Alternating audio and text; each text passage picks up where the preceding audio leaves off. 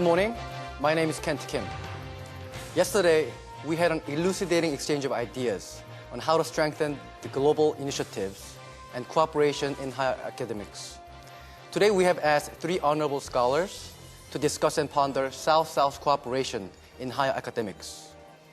We have guest of honor, Professor Haider Ali Khan, Professor of Economics, Joseph Korbel School of International Studies, University of Denver, advisor to UNCTAD in Geneva, as well as Asian Development Bank. Thank you very much. It's my great pleasure to be here. Professor Keluch Kalu, Professor and Director of Center for African Studies, Ohio State University. It is a pleasure to be here. Dr. Hyun-Sik Jang, Vice President, Korea International Corporation Agency. How are you? My first question is to Dr. Hyun-Sik Jang of KOICA. Dr. Jang, Yes. please explain the concept of South-South cooperation first. Given the nature of globalization, to what extent is South-South cooperation still relevant?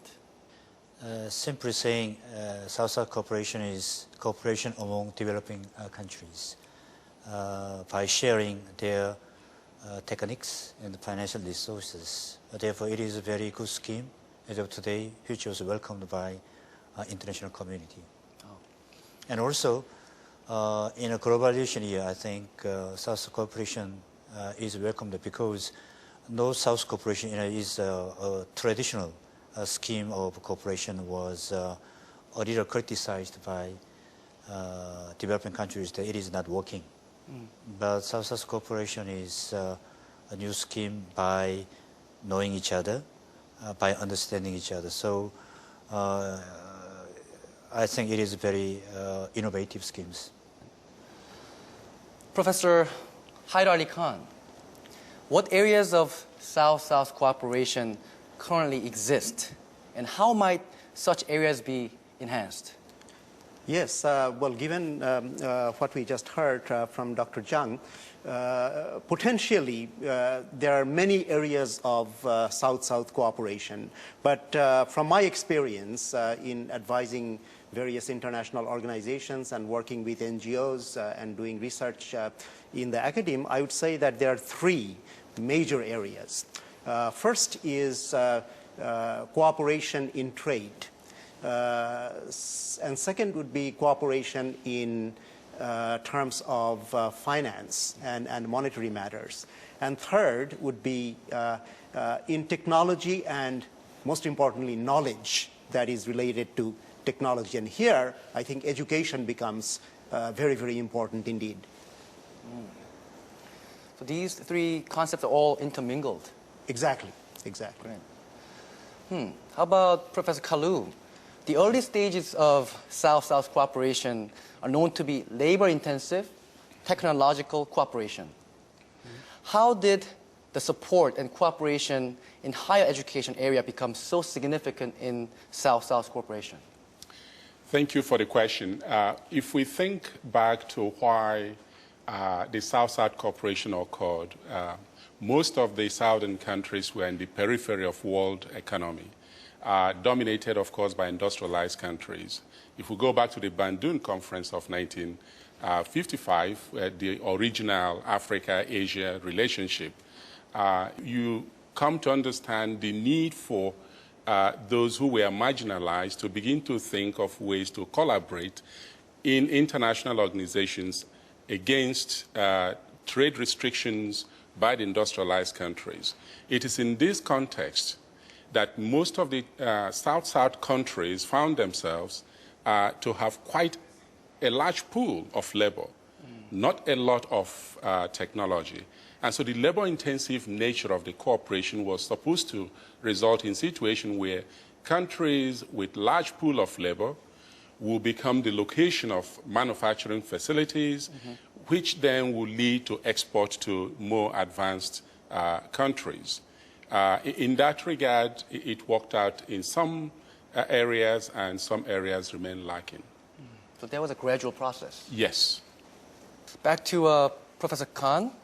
How is the mutual cooperation of South-South cooperation administrated? Yes, that is a very, very good question, and admits of actually several answers, but I will restrict myself to a kind of synthesis. I again go back to Dr. Zhang's initial remarks. He very wisely reminded us that the concept of South-South cooperation has changed, and one of the major changes in orientation is for the South really to be more active and be more involved and to give the South the initiative. So it was more involving. Exactly, more participatory. Great, I see.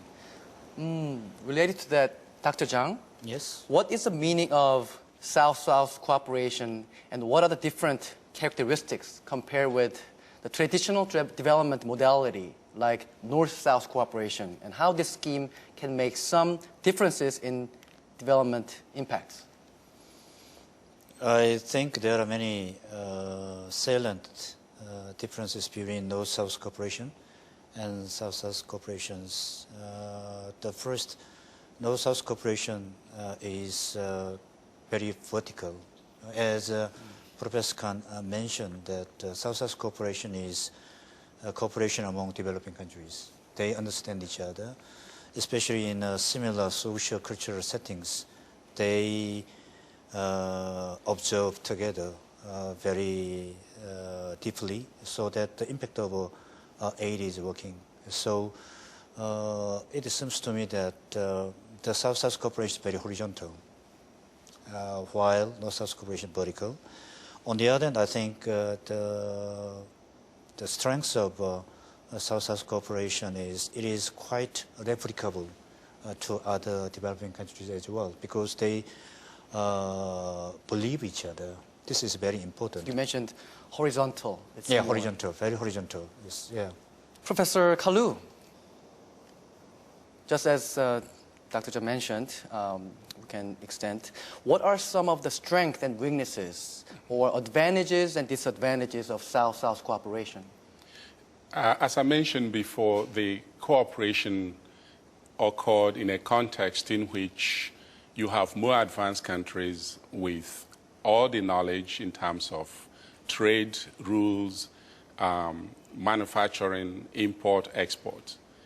And the South-South countries had to learn the rule. And the advantage of cooperating, therefore, in the understanding of their similarity of position within the international system, sharing knowledge amongst themselves, especially